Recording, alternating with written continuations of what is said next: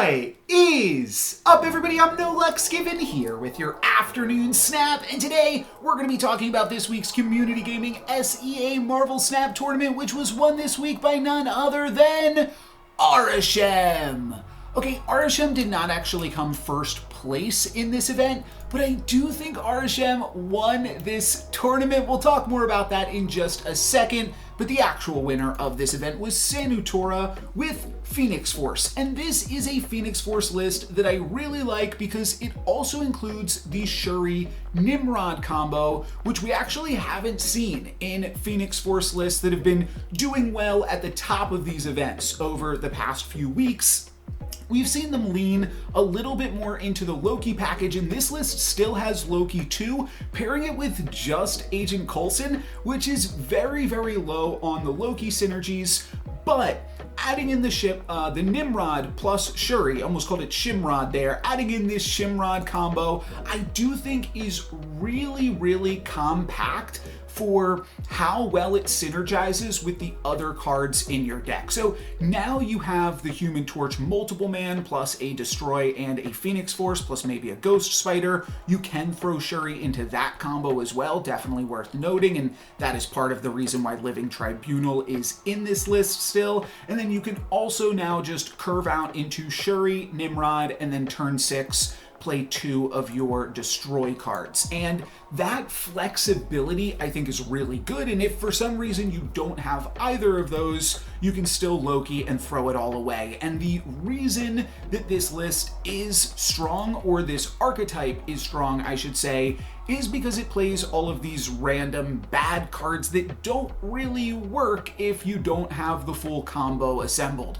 Nimrod, just a 5/6 if you just get it like off your Arishem, for instance, and Human Torch and Multiple Man are similarly kind of terrible cards. So when your opponents are playing Loki against you, they're just going to wind up stealing a bunch of random cards. Sometimes they'll be able to put the combo together, but because they're Lokiing on turn 4, which is when you want to be Phoenix Forcing or Shuriing, sometimes they'll Loki you and they just won't have the time to be able to either set up with Shuri and Living Tribunal or reanimate something with Phoenix Force and have the time still to move it around. So that's why I think that we are seeing this deck consistently do so well, because while this was very much an Arishem dominated tournament, that also means it was a Loki dominated tournament, because most people are onto the, I don't want to say correct Arishem list. I'm doing air quotes here with my fingers. By the way, I think I'm just going to buy a new webcam because I'm always having camera troubles. So look forward to that in the future. We will have some more webcam technology in these videos. But yeah, I think that that is why we are seeing this list do so well again. Phoenix Force, kind of out of nowhere, has done well the past 4, I think, community gaming tournaments, and has definitely landed itself as a dominating presence in the tournament metagame. On second place, we've got a deck that has not been really anywhere recently, but if you're paying attention to Marvel Snap right now, you may have an idea of what that is, and that is Darkhawk. And this deck is really solid right now with everybody playing Arishem, and that's going to hold true for this tournament, which we will see in just a moment. I gotta say, I was surprised. If I would have guessed, I mean, I thought maybe some people would play Arishem for fun, but I was really thinking, let's actually jump ahead to that right now. I was really thinking that nobody was going to be playing Arishem, and I was expecting to have to make excuses with this video, like, okay, nobody's playing Arishem in tournaments, that doesn't mean it's not fun for ladder and stuff, because I was expecting, you know, we see Fastos release, and I think there were, we'll say like 10 copies in the tournament. We saw Cersei release, and I think there were 7 or 8 copies that people played in the tournament. Let's look at the tournament breakdown real quick here. And if we just scroll through these, I mean, we can see a lot of Quinjets. I might have to scroll over a little bit though, so that you can actually see the Arishems. And you know what? What if I just do this? What if I just Control F Arishem? look at how many people are playing Arishem. In fact, there were 52 competitors in this tournament. 26 of them played Arishem. Half of the players in this tournament played Arishem. Absolutely crazy. So it definitely makes sense to bring a Darkhawk to the Arishem fight, and Primus was able to do pretty well with it here, playing Darkhawk, and then two cards that I really think are underutilized in general. But Darkhawk deck's able to make good use of both Grandmaster and Absorbing Man with Rock Slide, Black Widow, and Shang-Chi, as well as Debris and White Widow for just some junk, but all of these being really solid targets that you can copy. You can Grandmaster Shang-Chi on the final turn, you can Rock Slide into Absorbing Man into Darkhawk, or Black Widow into Absorbing Man into Darkhawk. Both of those going to just be solid against any decks, denying your opponent some options, and making their deck bigger so that you can Darkhawk them and really get them. But the reason that Darkhawk truly shines is because everyone's playing Arishem, so Darkhawk just has an additional 24 power, which is absolutely insane. This was our third place deck list, which lost to Darkhawk, or might have lost to the Phoenix Force list, but this list is from Namuel, and it is a little bit different than I had been constructing my Arishem lists, but it's all solid cards across the board. Cersei to re-roll some cards that you don't like is actually kind of similar to Loki in a way. Now, you're not going to be able to play as many Cersei synergies, or at least not play into as many Cersei synergies in a typical game. However, Cersei is just a solid card. We're playing it here alongside Jubilee, Coulson, Red Guardian, and also Cable, and being able to turn all of these, as well as just like bad cards that you get from Arishem. And I do own Arishem, I just haven't logged into Untapped, but obviously I own Arishem. The past day since Arishem has been out, I think I've put out 5 or 6 videos on Arishem, just a bunch of YouTube shorts, cranking those out, and I've got another Arishem video coming tomorrow that should be a lot of fun, so definitely subscribe if you want to see some more Arishem gameplay. But for now, we're just going to be talking about Arishem deck lists. I have been seeing a fair amount of people run Cable. It's interesting because I actually think Cable is potentially at its worst right now, because most of the time you're playing up against a fellow Arishem enjoyer and you're just stealing a random card, because Arishem's deck is going to be half random cards, so I don't think Cable is that strong. It's still a 2-3 that provides some support for Loki, but I think I might rather see like Valentina in that slot, or potentially even Snowguard. I mean, you guys know I like Nick Fury, put out a video on that yesterday too, but I do think Dr. Octopus is potentially under explored. Dr. Octopus is just a really good card. We've seen it do some nice work in the mill decks recently, which yeah, we'll look at the, I did notice at least one person trying to play Baron Zemo in the tournament, and yeah, that's just not going to work out in an Arishem metagame. But Dr. Octopus can still work. It's still a reasonable junk card, and it kind of has Shang-Chi protection. A lot of the times it draws out Shang-Chi, which is kind of an awkward aspect of it, that it just kills itself, but when it doesn't grab your opponent's Shang-Chi, it's going to clog that lane and stop any Shang-Chis from coming out. I do think Arishem lists are slightly rewarded for having a higher curve, so Dr. Octopus is potentially worse there, but I do think it's a good card overall. And then Jubilee's another interesting one when you have a bunch of junk in your deck from Arishem. I think that it is also potentially a little bit worse than it would be otherwise. It is kind of cool that it works as a way to make your Mockingbird cheaper, because it is typically going to grab a card from your deck, so it's like a Mr. Sinister of sorts, though a little bit more expensive. I'm not sold on Jubilee and Dr. Octopus nor am I really sold on Cable. I do think I could get behind Cersei in my Arishem lists, though, for sure, especially in lists that want to include some of these cheaper cards. Red Guardian, didn't mention that, by the way, but Red Guardian is really solid.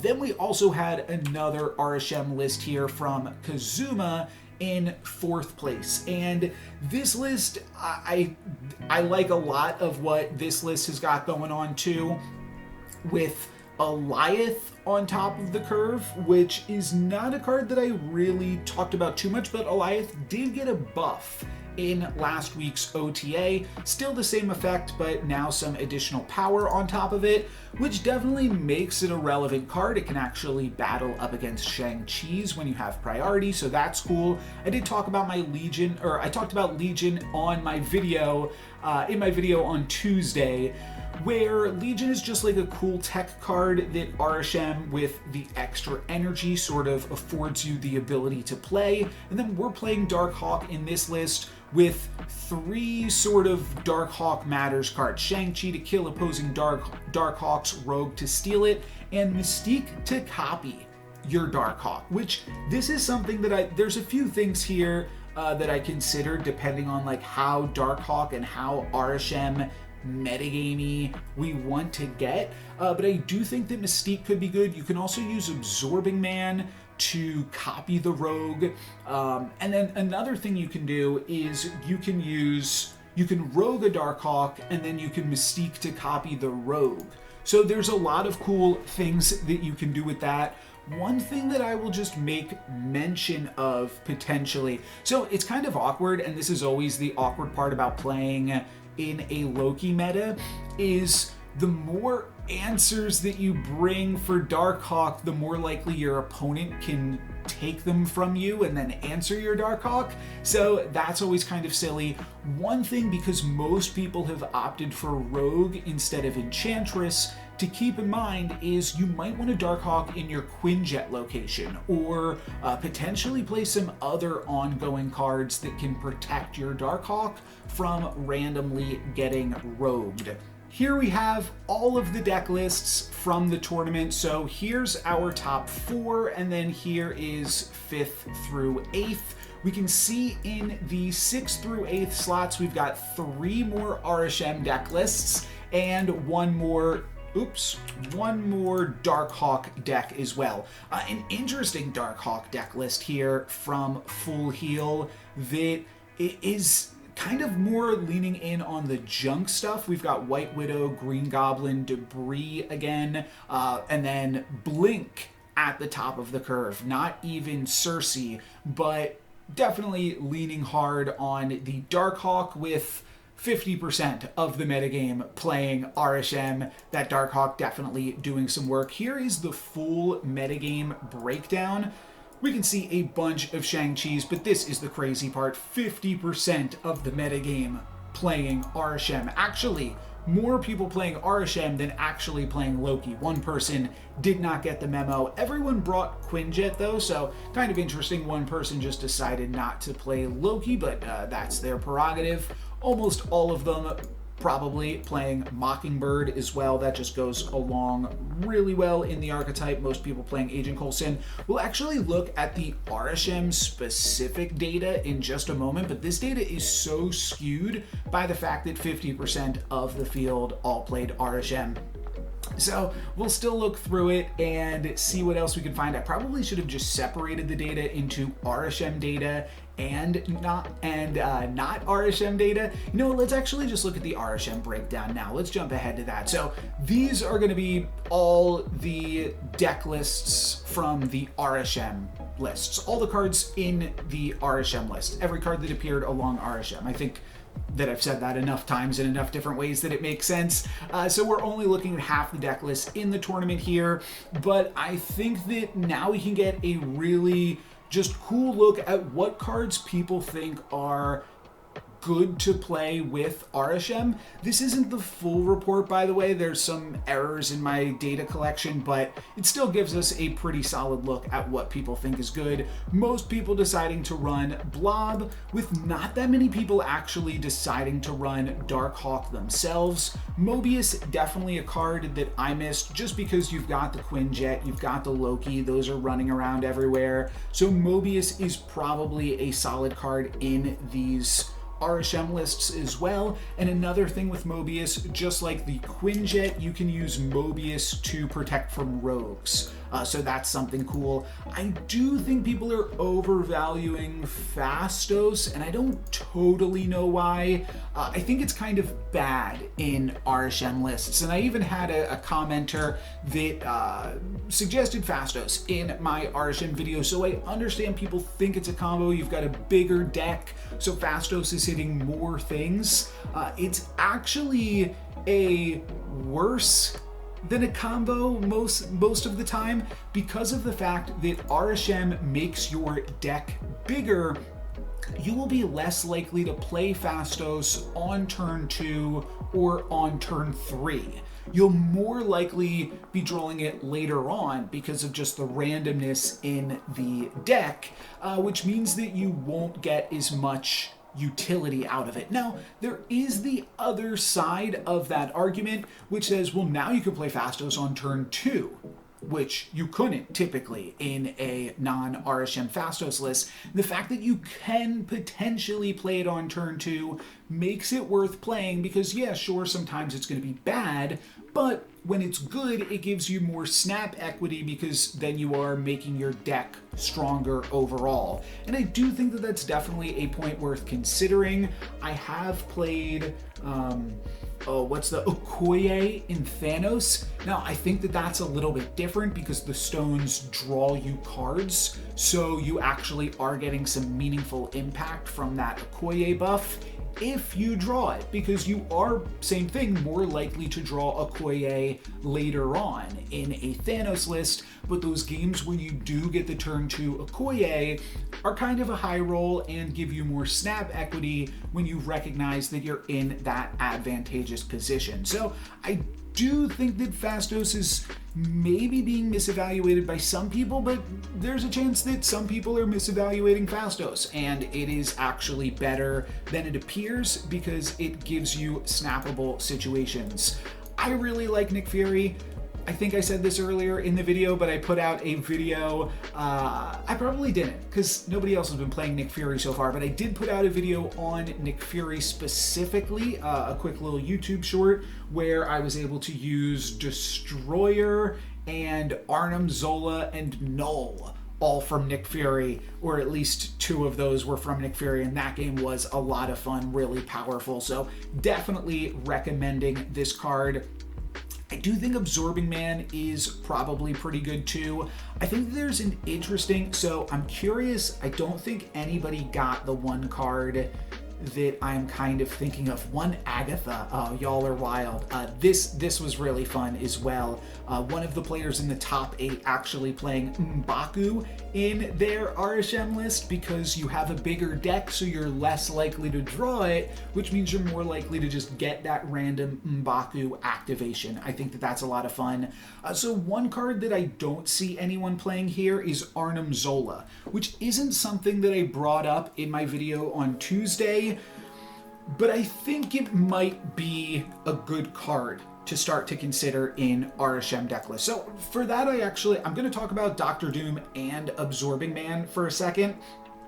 Dr. Doom is really good because it allows you to put into locations that you wouldn't be able to access otherwise. It's like playing Vision in Thanos lists. I think that you could argue for Vision in this slot as well, just a big card that can move, and it's not really worth it to play Jeff just because you have so much energy in an Arishem list that you can do a lot better than just putting 3 power into that location. And specifically, if your opponent puts 3 power in a location, like Sanctum Sanctorum, and then you Doctor Doom, well, then you beat them. You beat them 5-3. So Doctor Doom just goes a little bit over the top of Jeff, and you can afford to do so. I think that Arnim Zola might actually be better for those games and those locations, while filling the same role as Doctor Doom, and also kind of filling a similar role to Absorbing Man. So if we look through, we've got Absorbing Man, we've got Mystique.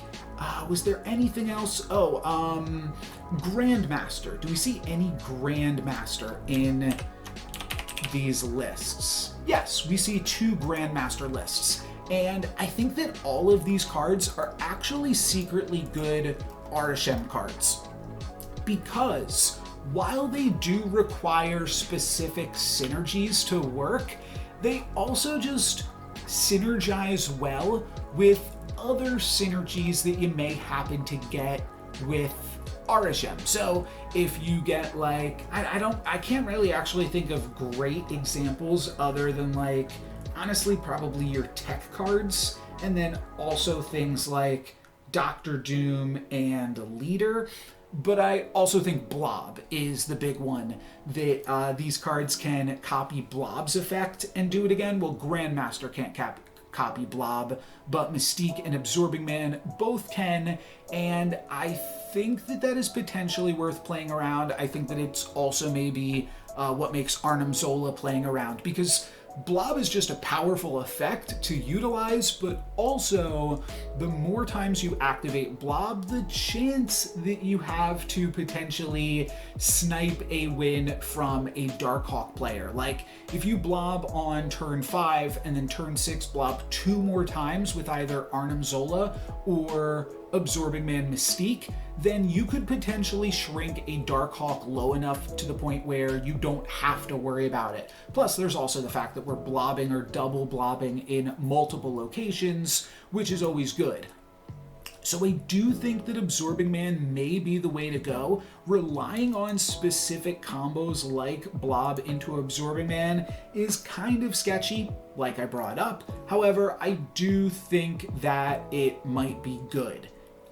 Because Absorbing Man is just really flexible and works with a lot of things. I think that Mystique is less flexible, but if you're using it to copy like an Iron Man or a, what's it called? Like Red Obsidian? What's that? Red Onslaught?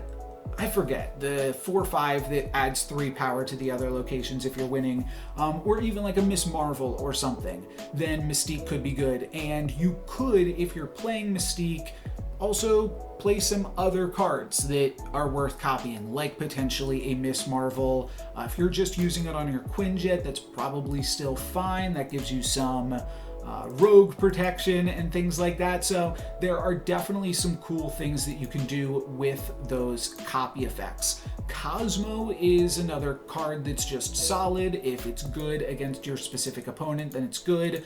We see a little bit of tech in this area. Snowguard here, where's Legion? Okay, Legion and Snowguard both getting the same amount of plays. I have been debating which one of these is better, because Snowguard has that additional synergy with Loki, which I think is really cool, but Legion has the just higher power output, both literally in that it is a 5/7, though I guess Snowguard is technically a 7/9 if you cast all 3 cards, but higher power output in that it can just allow you to mess with locations in very silly ways. I had a game where, what was it? I had Super Flow, so on turn 3 I had 5 energy to cast Legion, and I cast it into a Murder World to make all 3 locations blow up. I thought that was a lot of fun and not something that you really get to do otherwise. Cersei talked about a little bit earlier. I think that that is a pretty oh, you know what? I forgot, just to make the screen a little bit prettier, I was going to throw an Arishem on there. Well, there it is now. Cersei, yeah, we talked about it, but Sunspot we did not talk about. I do think that Sunspot is potentially a card that I missed just because it makes you not feel that bad for skipping out on some unspent energy.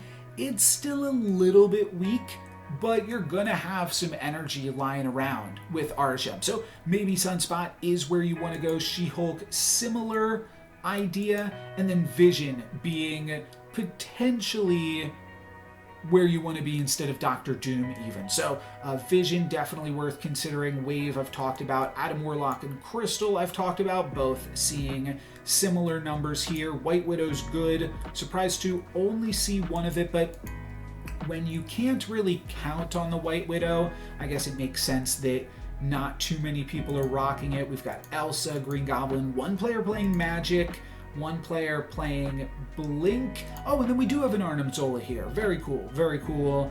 And a Magneto, a Sandman. One person in the top 8 was running Stature plus Black Bolt. That's a little bit of a commitment just because it is obviously a very specific... it's a combo. You want to draw both of these cards in one game. I'm not totally sure how I feel about that. I see Agatha, that the Lady Sif player might also be playing Agatha and Ghost Rider. Same thing, that's a little bit all in on cards that you might not necessarily draw. And then we get to cards that aren't being played. Gamora's good, M'Baku's good, Valentina's good, Hobgoblin I do think is solid, as well as Green Goblin, similar to to White Widow there, but you're getting more guaranteed power out of Hobgoblin and Green Goblin, and your opponent's less likely to be full up because you get to drop them while having an extra energy. So I think that there are a lot of options here for Arishem. I just got some additional data from the spreadsheet from Snapster Indonesia as well. So I just wanted to go over the win rates of some of the cards in the tournament. Shuri Nimrod only played by the winner. Definitely worth mentioning that the other Phoenix Force lists did not do as well. M'Baku putting up solid results with the only one player playing it that we looked at, getting themselves into the top 8. There was something else that I wanted to see. Oh yes, Cersei actually did pretty well. So Cersei might just be another card that I personally have to revisit. Grandmaster Aliath also doing well. Of course, Darkhawk doing well. I'm not sure if there was anything else that I really wanted to look at. Oh, we could look at Baron Zemo. How terribly did Baron Zemo do? Did it get a single win? I don't think it did. Where is it? Maybe it did. Maybe it did. Just looking at this data for the first time. Oh, here we go. Okay, so Baron Zemo actually did grab one win. 1 win, 2 losses. So yeah, not super great, but they were able to grab, one of the players was able to grab a first round win. So there we go. Shadow King not doing so hot. Surprising with the Blob everywhere, but also not surprising with the Darkhawk everywhere. Shadow King being a card that can't answer one of the format's premier threats is a little bit awkward. Here's the 50% line. Blob at 50%, which is interesting, but a lot of mirror matches there. Shang-Chi slightly above 50%, and I did want to point out as well, just for math's sake here, where is Arishem? I thought it was like 60 something. Is it higher? No, it's got to be lower. Arishem, I believe, was above, I'm just not seeing it. Oh, there it is, right here. Arishem was above 50% for how many mirror matches it probably played.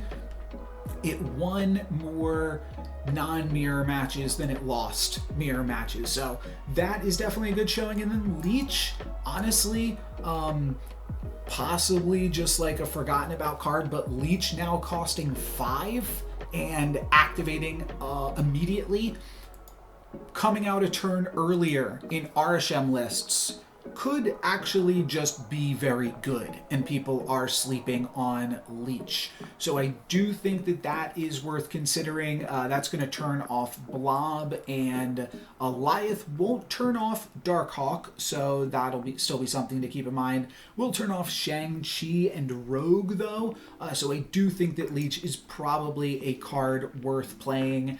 I'm still not sold on Silver Samurai plus Black Bolt and Stature, but what have you, they're doing pretty well. The stats are showing that those cards did perform, in fact. Let's see if there's anything interesting in the data when we are not just looking at Arishem deck lists, and see if we can pick up on any notable differences. Oh, I did say that there was at least one player running Baron Zemo. Didn't see any Thena, I don't think, in the Arishem lists. Only 3 people running Venom. I wonder how many people were actually running the Phoenix Force. 2 Phoenix Force lists, 2 multiple men, and one of them was able to win the entire event. So definitely a fantastic metagame call. Interestingly, I don't believe we saw any Serra in the Arishem, unless I missed it, but I don't think I did. Serra, no, 0 Serra in Arishem, but 2 Serra otherwise. 2 Baron Zemo players. Yeah, not a great week to be them. Anything else cool? Negasonic Teenage Warhead, honestly, could probably make its way into Arishem. 1 Mr. Negative, 1 Thanos. Most of this metagame, 50% of it, in fact, was Arishem. So that is definitely the big story here. And with that being the new card and a card that I'm super excited about, that's what I wanted to focus on for this video. And I'll also be focusing on it in upcoming videos as well. My video tomorrow, like I said, is going to be on Arishem. Subscribe if you want to see that, and if you are subscribed, any comment that you leave on any of my videos this season enters you into a giveaway for credits, premium mystery variants, and gold.